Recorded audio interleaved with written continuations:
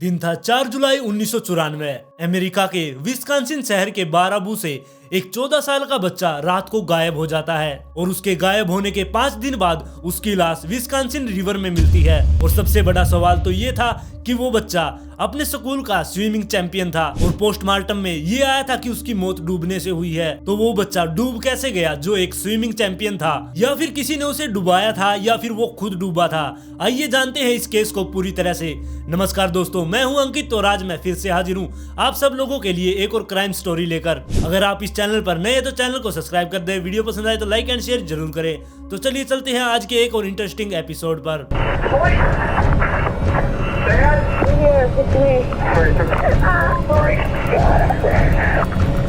After being kidnapped by a now convicted killer, the Bone Breaker, the Baraboo Man, is awarded $21 million. 4 जुलाई 1994 के दिन करिश नाम का एक 14 साल का लड़का अपने घर पर रात को सोया, लेकिन जब सुबह उसके माता पिता आकर उसके रूम में चेक करते हैं तब वो अपने रूम से गायब था। फिर क्रिस के माता पिता पुलिस को कॉल करते हैं और उन्हें इस बारे में बताते हैं कि उनका बच्चा रात से गायब है। पुलिस पहले तो इस बात को सीरियस नहीं लेती और पुलिस ने क्रिस के घर वालों से कहा कि वो एक टीनेजर बच्चा है, वो अपनी मर्जी से कहीं गया होगा तो वो शाम तक या फिर 1-2 दिन में आ जाएगा। लेकिन जब क्रिस 3-4 दिन भी घर पर नहीं आया तब पुलिस क्रिस के घर पर आकर चेक करती है। तब वहां पर पुलिस को कुछ सबूत मिलते हैं, जैसे कि पहले पुलिस ने देखा कि उसके घर की खिड़की की जाली कटी हुई है और बाहर पैर के निशान है जो किसी आदमी के लग रहे थे, और घर के अंदर भी मिट्टी से पैर के निशान बने हुए थे और घर के पीछे का दरवाजा भी खुला हुआ था। जिसके बाद पुलिस क्रिस के दोस्तों से पूछताछ शुरू करती है, क्योंकि पुलिस को लग रहा था कि क्रिस के दोस्त उसे रात को बुलाने के लिए उसके घर पर आए होंगे। उन्होंने रात को जाली काट कर उसके घर में एंटर किया होगा और उसके बाद क्रिस को बाहर ले गए। लेकिन उसके सभी दोस्तों ने ऐसा कुछ भी करने से मना कर दिया। उन्होंने कहा कि वो रात को अपने अपने काम में बिजी थे, इसलिए उन्हें कुछ नहीं पता इस बारे में। इससे भी पुलिस के हाथ में कुछ नहीं लगता, पुलिस अपनी जांच जारी रखती है। लेकिन क्रिस के गायब होने के 5 दिन बाद एक डेड बॉडी विस्कॉन्सिन रिवर में मिलती है, जिसके बाद पुलिस वहां पर जाती है और उस डेड बॉडी को बाहर निकालती है और पोस्टमार्टम के लिए भेज दिया जाता है। उसके बाद पुलिस को पता चला कि ये डेड बॉडी क्रिस की ही है, वो डूबकर मर गया है। लेकिन उसके घर वाले ये समझ नहीं पा रहे थे कि वो डूबकर कैसे मर सकता है, क्योंकि वो अपने स्कूल का स्विमिंग चैंपियन था। लेकिन पोस्टमार्टम रिपोर्ट में भी कुछ नहीं आया कि उसके साथ कुछ गलत हुआ हो, बस यही आया कि वो डूबकर मर गया। इसलिए पुलिस भी इस केस को इतना सीरियस नहीं लेती और इसकी जांच बंद कर देती है। फिर क्रिस की मौत से 1 साल बाद 28 जुलाई 1995 के दिन एक टाड नाम का लड़का भी वहीं से ऐसे ही गायब हो गया जैसे क्रिस गायब हुआ था। वो अभी हाल ही में 2 हफ्ते पहले उस मोहल्ले में रहने के लिए आए थे और सुबह होने के बाद टाड की फैमिली वाले भी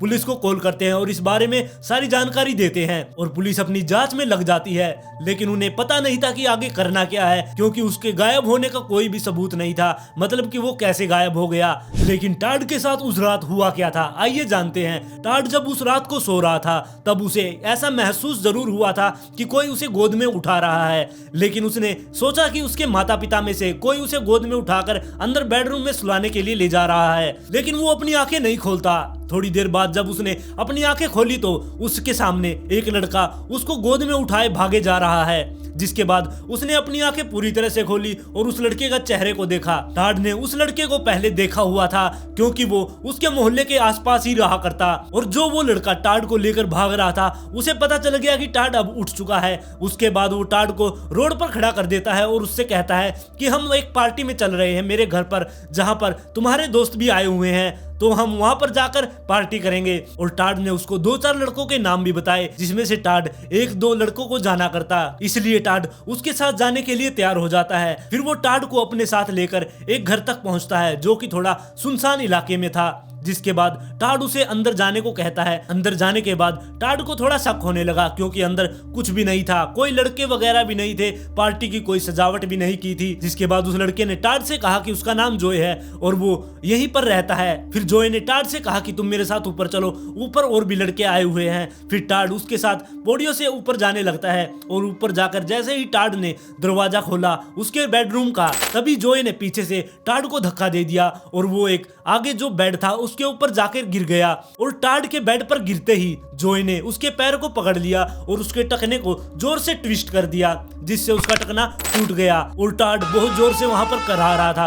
उसे बहुत ज्यादा दर्द हो रहा था और फिर टाड हिम्मत करके उठता है और नीचे भागने की कोशिश करता है, लेकिन जोए उसको पीछे से जाकर धक्का देता है, जिसके बाद टाड सोफे पर गिर जाता है और जोए उसकी टांग को उठाकर सिर से ऊपर कर देता है और उसके ऊपर अपने शरीर का पूरा जोर डाल देता है, जिससे उसकी थाई की हड्डी टूट गई थी और उसे बहुत ज्यादा दर्द हो रहा था, जिसकी वजह से वो दर्द बर्दाश्त नहीं कर पा रहा था और बहुत जोर जोर से चिल्ला रहा था। लेकिन उसकी चीख सुनने के लिए वहां पर कोई भी नहीं था, क्योंकि उस रूम में और वहां पर आसपास में सिर्फ जोए और टाड ही थे। लेकिन जोए टाड को देखकर वहां पर मुस्कुरा रहा था। ऐसा लग रहा था कि टाड को तकलीफ में देखकर जोए को मजा आ रहा है। अब जोए थोड़ा शांत हो गया था, क्योंकि उसने टाड की एक तो थाई की हड्डी तोड़ दी थी और एक उसका टकना भी तोड़ दिया था, जिसके बाद उसे पता था कि अब टाड कहीं भी भाग नहीं सकता। इसके बाद वो टाड को उठाकर अपने बेडरूम में लेकर जाता है और वहां पर टीवी ऑन कर देता है और उसके साथ बैठकर बातें शुरू करता है और वो अंदर से गर्म पट्टियां वगैरह भी लेकर आता है, जिसके बाद वो उसके पैर पर मरहम पट्टी करता है और मरहम पट्टी करते करते वो दोनों वहीं पर बैठकर बातें कर रहे थे। और जोए ने उसे खाने के लिए कुछ कोल्ड ड्रिंक वगैरह और पेस्ट्री वगैरह भी दी, लेकिन टाड खाता नहीं है। टाड को लग रहा था कि कहीं इसने इसमें जहर तो नहीं मिला दिया। फिर टाड ने हिम्मत करके जोए से पूछा कि तुम्हें ऐसे मेरी हड्डी तोड़कर क्या मिला। तब जोए ने बताया कि उसे हड्डी टूटने की आवाज सुनकर बहुत अच्छा लगता है, उसे अंदर से खुशी मिलती है जब कोई हड्डी टूट जाती है। फिर टाड ने उससे पूछा कि क्या तुमने मेरे से पहले किसी और की भी हड्डी ऐसे तोड़ी है। तब जोए ने टाड से कहा कि उसने उससे पहले 2 लोगों की और हड्डी तोड़ी है, जिसमें से उसे एक का नाम तो पता नहीं था और दूसरे का नाम उसने क्रिस बताया था, यानी कि जो 1 साल पहले क्रिस मरा था वो जोए ने ही मारा था। फिर जोए टाड को अपने साथ सुला लेता है और फिर सुबह होने के बाद जोए उठता है, अपने वॉशरूम वगैरह जाता है, ब्रश करता है, फ्रेश वगैरह होता है और फिर आकर टाड के पास उसके दूसरे पैर की हड्डियां तोड़ना शुरू कर देता है। उसने दूसरे पैर की 3 जगह से हड्डियां तोड़ दी थी, जिसके बाद टाड बुरी तरह से वहां पर करहा रहा था, उसे बहुत ज्यादा पेन हो रहा था। लेकिन ये सब देखकर जोए इंजॉय कर रहा था, उसे अंदर से खुशी मिल रही थी। इसके बाद जोए को शाम को कहीं बाहर जाना था,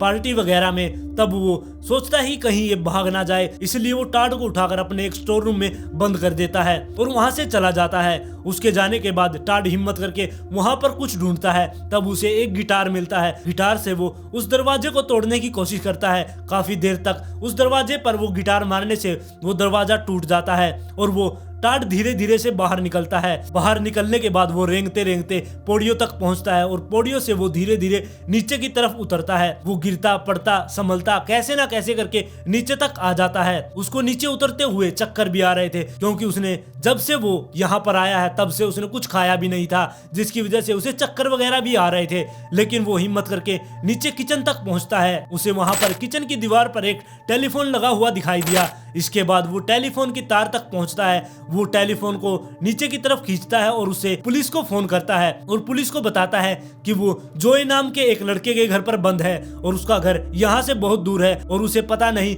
कि वो कहाँ पर है। बस उसे इतना पता है कि एक जोए नाम का लड़का है जो उसकी हड्डियां तोड़ रहा है। इसके बाद पुलिस उस नंबर को ट्रेस करती है और उसके घर तक पहुंच जाती है और उसको रेस्क्यू कर लेती है। जिसके बाद पुलिस टाड को हॉस्पिटल लेकर जाती है और वहां पर उसका इलाज चलता है। डॉक्टर भी टाड की हड्डियों को देखकर चकरा गए थे, क्योंकि उसकी हड्डियों को इतनी बुरी तरह से तोड़ा गया था। डॉक्टरों ने बताया कि ऐसे हड्डियां तो सिर्फ तभी टूटती है जब कोई बहुत जोर से एक्सीडेंट वगैरह होता है। इसके बाद टाड के पैर की बहुत ज्यादा सर्जरी वगैरह हुई, जिसकी वजह से उसे बहुत ज्यादा पेन से गुजरना पड़ा था। और फिर पुलिस ने जोए को भी अरेस्ट कर लिया। जोए के घर पर एक डायरी भी मिली जिसमें 29 बच्चों के नाम थे, जिसे वो बाद में मारने वाला था। लेकिन टाड की बहादुरी की वजह से वो 29 बच्चे भी बच गए जो आगे जाकर मरने वाले थे। फिर जोए को अदालत में पेश किया गया, लेकिन अदालत में जोए के वकील ने कहा कि वो पागल है, वो दिमागी रूप से ठीक नहीं है। लेकिन जज ने जोए के वकील की सारी बातों को खारिज कर दिया और उसे 100 साल की सजा सुना दी। और इसके बाद जज ने क्रिस के केस को रीओपन करने के आदेश दिए। पुलिस ने क्रिस का केस दोबारा से रीओपन कर दिया और उसके माता पिता से अनुमति लेकर उसकी कब्र को दोबारा से खोदा गया और उसकी डेड बॉडी को बाहर निकाला गया। जिसके बाद उसके एक्सरे वगैरह करवाए गए, क्योंकि क्रिस की डेड बॉडी नदी से मिली थी और वो बहुत ज्यादा गल चुकी थी, इसलिए उसके एक्सरे वगैरह कुछ नहीं करवाए थे और उसे ऐसे ही दफना दिया गया था। इसके बाद क्रिस की डेड बॉडी के एक्सरे वगैरह करवाए गए, जिसमें पता चला कि उसके दोनों पैर की हड्डियां भी ऐसे ही टूटी हुई है जैसे ताड़ की पैर की हड्डियां टूटी हुई थी। फिर पुलिस जोए को दोबारा से अदालत में लेकर जाती है। फिर अदालत ने जोए को क्रिस की हत्या के आरोप में 50 साल की सजा और सुना दी। ये थी स्टोरी एक ऐसे खूंखार इंसान की जो अपनी खुशी के लिए लोगों की हड्डियों को तोड़ दिया करता। आज की कहानी में बस इतना ही। अगर कहानी पसंद आई तो लाइक एंड शेयर जरूर करें। अगर आप इस चैनल पर नए तो चैनल को सब्सक्राइब कर ले।